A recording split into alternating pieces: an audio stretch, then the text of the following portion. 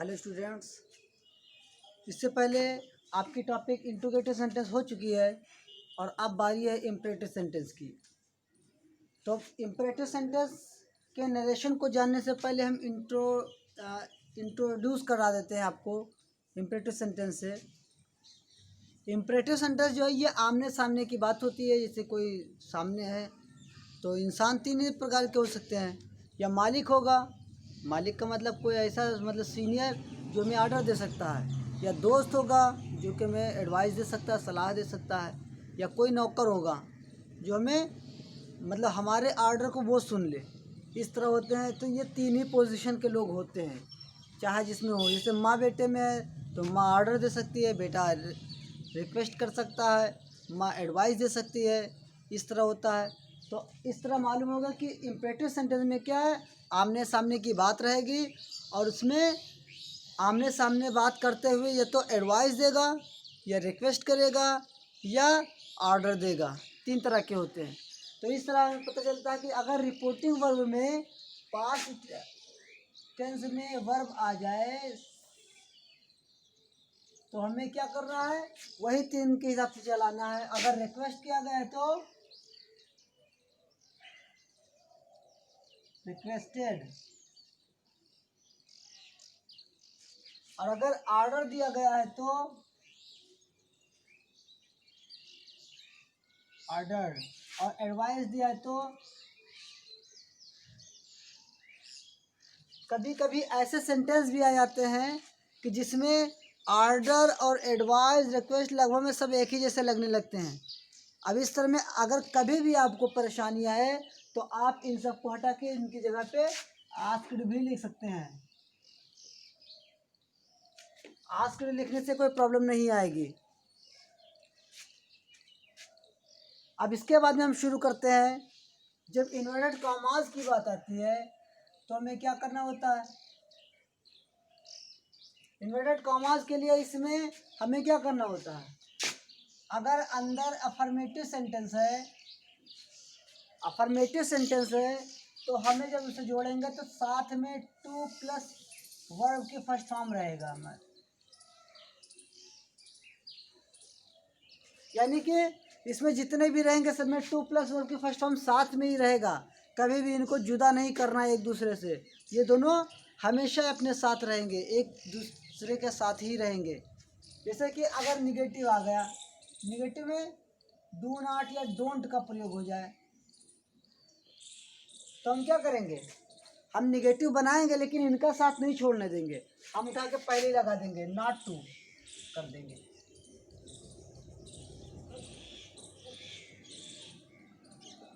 यहाँ पर आप देख सकते हैं कि नॉट इन दोनों के बीच में मैंने नहीं रखा है, ये इसके बाद में नहीं रखा, इन दोनों के आगे रखा है। इसका ध्यान रखेंगे। टू प्लस वर्ब की फर्स्ट फॉर्म हमेशा साथ में रहेगी। आप यहाँ भी देख सकते हैं और यहाँ भी देख सकते हैं। इसके अलावा अगर इन्वर्टेड कॉमास के अंदर नेवर का प्रयोग हो जाए, यानी कि रिपोर्टेड स्पीच में अगर नेवर का प्रयोग हो तो हमें नेवर टू रख देना है।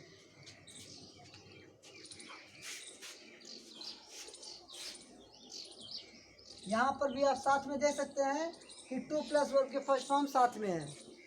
इस तरह मालूम हुआ कि कभी भी हमें इन दोनों को अलग नहीं करना। अच्छा, अलग क्यों नहीं करना ये भी आप लोग जान लें। टू प्लस वर्ब के फर्स्ट फॉर्म से जो है नन फाइनाइट बनता है और उस नन फाइनाइट का जो नाम है उसका नाम है इन्फिनिटिव। ये इन्फिनिटिव बन जाता है। इन्फिनिटिव में हमेशा वर्ब के फर्स्ट फॉर्म से पहले टू लगना होता है। इस तरह हमें इसके बारे में मालूम हो गया। इसके बावजूद भी कुछ ऐसी चीज़ें आती हैं जो कभी कभी प्रॉब्लम करने लगती हैं।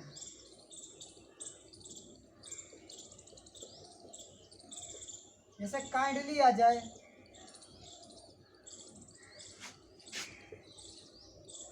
प्लीज आ जाए,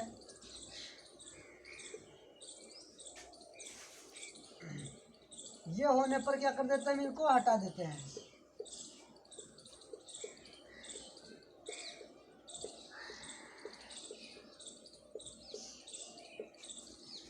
ये आ जाएगा तो हमें ये सिर्फ संकेत देते हैं, एक तरफ से इशारा करते हैं कि हाँ वो जो है रिक्वेस्ट कर रहा है, जैसे कहा कि please give me a glass of water, इसका मतलब मैंने उससे रिक्वेस्ट किया है, प्लीज़ लगा के, मतलब ये चिन्हित कर देते हैं, इशारा कर देते हैं कि हम उससे रिक्वेस्ट कर रहे हैं, ऑर्डर या एडवाइस नहीं दे रहे हैं। इस तरह ये मालूम हो गया। अगर बाई चांस सर का प्रयोग हो जाए, सर या मैम,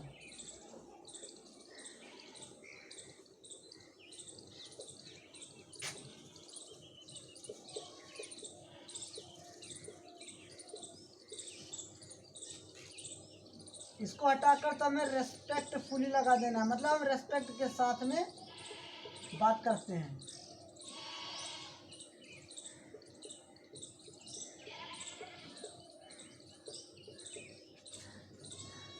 अगर कभी सर या मैम का प्रयोग हो जाए तो हमें यह पता चलता है कि सर या मैम हम उसी के सामने लगाते हैं जिसकी हम रेस्पेक्ट करते हैं। तो हमें रेस्पेक्ट के, जब इसे हटाएंगे तब हम रेस्पेक्टफुली लगाएंगे, और प्लीज़ या काइंडली हटाएंगे तो इससे पता चलेगा कि हमें रिपोर्टिंग वर्ब में जो है रिक्वेस्टेड लगाना है। बस यही दोनों में डिफरेंस है। इस तरह की अगर कोई भी चीज़ आए तो हमें इसका ध्यान रखना, ये दो ही पॉइंट है बस, इन दोनों के अनुसार बनाया जा सकता है आसानी से। अब मैं एग्जांपल देता हूँ, आप लोग यहाँ पर फोकस करें।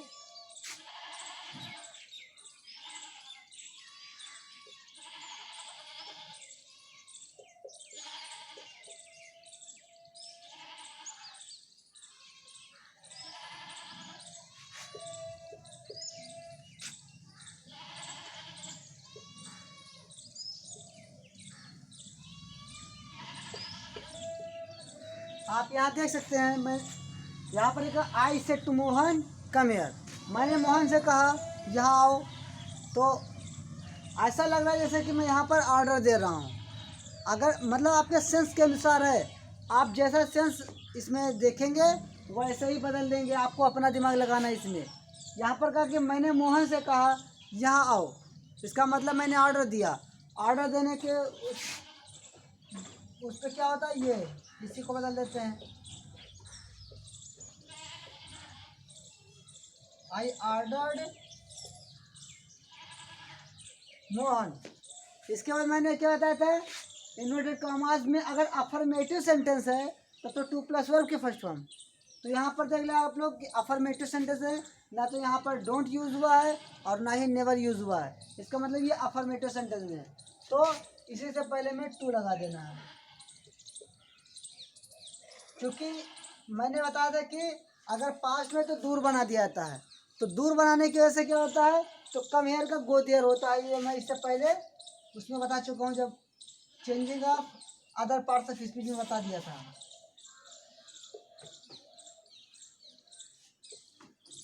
ये होगा, मैंने मोहन से कहा कि वहाँ जाओ, या अगर हम चाहें तो इसको कम हेयर भी रख सकते हैं, कोई वो नहीं है, सेंस के अनुसार होता है।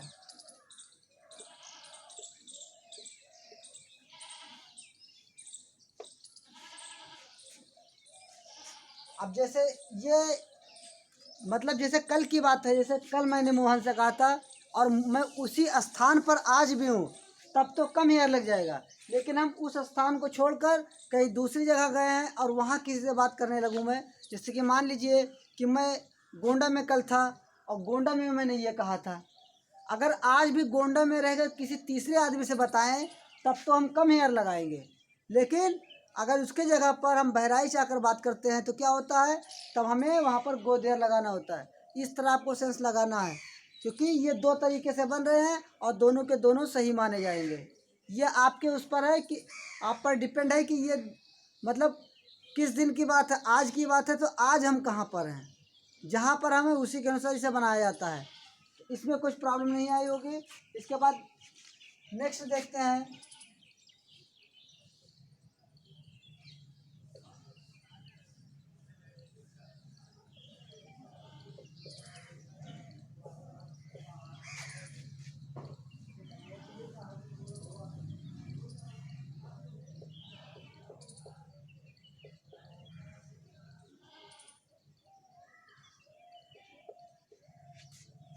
रमेश ने कहा प्लीज़ ओपन द डोर। यहाँ पर आपको दिमाग भी नहीं लगाना, क्योंकि प्लीज़ यूज़ हुआ है, और प्लीज़ एक ही सिचुएशन में यूज़ हो सकता है जब कभी कोई रिक्वेस्ट करता है। तो यहाँ पर प्लीज़ हटाएंगे, जिसकी वजह से यहाँ पर क्या लग जाएगा, रिक्वेस्टेड लग जाएगा।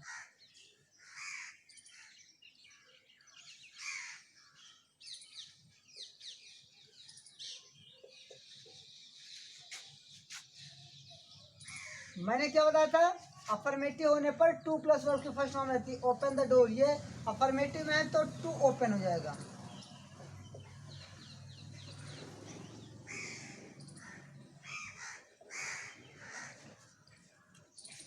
इस तरह ये भी आपका बन गया। आप यहाँ पर देख सकते हैं कि ये जो है ये वाला पर ये टू प्लस वर्ब की फर्स्ट फॉर्म है।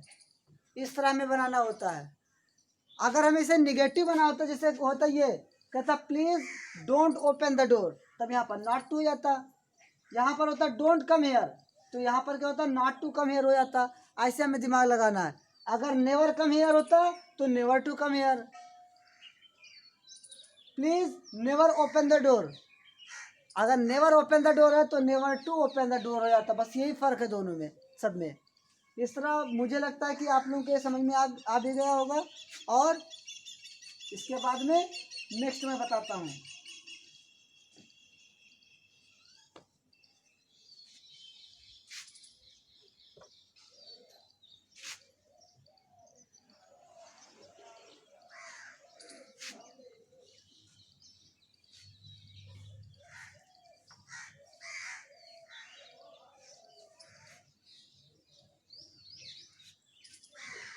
नेक्स्ट क्या है देख लीजिए आप लोग।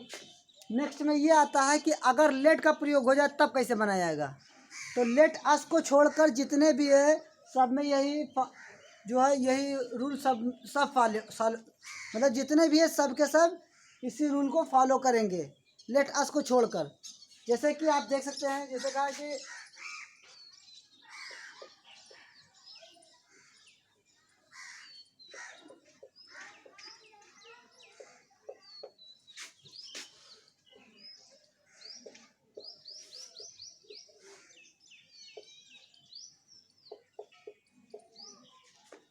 उसने मुझसे कहा मुझे बाहर जाने दीजिए। आप यहाँ पर देख लीजिए, यहाँ पर मेन वर्ब यहाँ यूज़ हुआ है और यहाँ पर एक वर्ब है जो कि जिसे हम कह सकते हैं कि ये भी मेन वर्ब ही में ही आएगा। मी किसके अनुसार बदलता है, इसके अनुसार, सॉरी इसके अनुसार बदलता है। इसके बाद अब बनाना शुरू करते हैं। ठीक, पहले समझ लीजिए आप लोग इसे कि उसने मुझसे कहा मुझे बाहर जाने दीजिए।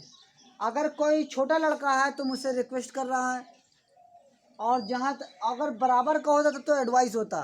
लेकिन यहाँ पर मुझे बाहर जाने दीजिए से लग रहा है सबसे ज़्यादा सेंस क्या लग रहा है, सबसे ज़्यादा सेंस ये आ रहा है कि इसमें जो है रिक्वेस्ट किया जा रहा है कि मुझे बाहर जाने दीजिए। अगर घर जाने की बात है तब तो एडवाइस हो सकता था, जैसे कोई भी है अब मुझे घर जाने दीजिए। बाई चांस मैं अपने दोस्त से कहता हूँ जिसके साथ में बैठा हूँ तब तो एडवाइस हो जाएगा।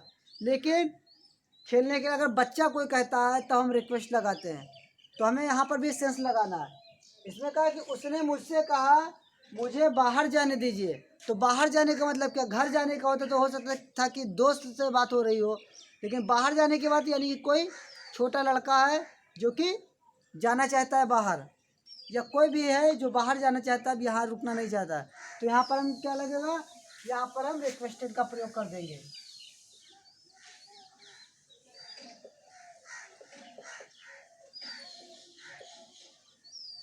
वही रूल, टू प्लस वर्ब के फर्स्ट फॉर्म तो टू और लेट हो जाएगा, टू लेट हो गया। यहाँ पर देख लिए ऑब्जेक्टिव केस है, मतलब ऑब्जेक्ट में ये यूज़ किया जाता है मी हमेशा। तो ऑब्जेक्टिव केस में ही हमें ही को बदलना है। तो ही का ऑब्जेक्टिव केस क्या होता है, ऑब्जेक्ट में क्या यूज़ होता है, हिम होता है, तो हिम लिख दिया मैंने। इसके बाद गो आउट, ये चीज़ का ध्यान रखिएगा। जब भी कभी हम इंडायरेक्ट स्पीच में बदलते हैं तो पास की चीज़ों को तो दूर कर सकते हैं, लेकिन दूर की चीज़ों को पास मत करना। जैसे भी मैंने बताया कम का गो हो जाता है, तो इसका मतलब ये नहीं कि गो का कम हो जाएगा, गो का गो ही रहेगा। यानी पास की चीज़ें उसको दूर कर देंगे। जैसे कि हेयर का देयर हो सकता है, लेकिन देयर का हेयर नहीं हो सकता है। इस तरह उम्मीद करता हूँ कि आप लोग ये भी समझ गए होंगे।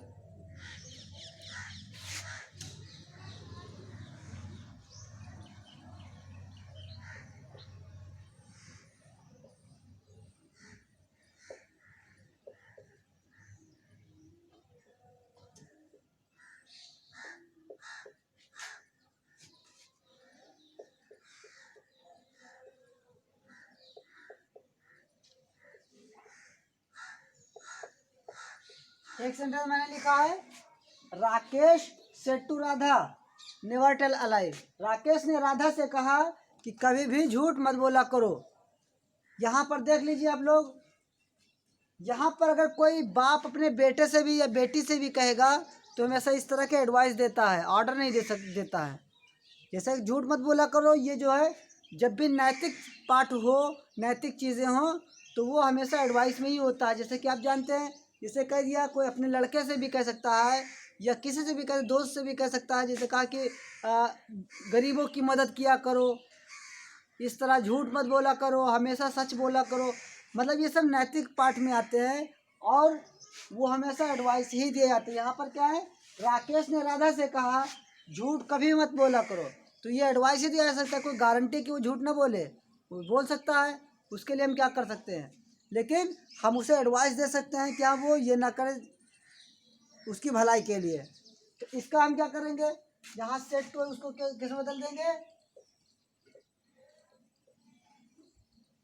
ये एडवाइस दे रहा है तो एडवाइस्ड में कर देंगे राधा। इसके बाद मैंने कहा था वर्ब के फर्स्ट फॉर्म से पहले टू लगता है। यहाँ पर वर्ब की फर्स्ट फॉर्म है तो इससे पहले टू लगेगा, नेवर। और इसका टेल का क्या हो जाएगा, टू टेल। इस तरह आपका ये भी इनडायरेक्ट स्पीच कंप्लीट हुआ। इसके बाद में जो भी आपके पास बुक हो, आप लोग उससे एक्सरसाइज कीजिए, जब प्रॉब्लम आए तो आप लोग पूछ सकते हैं।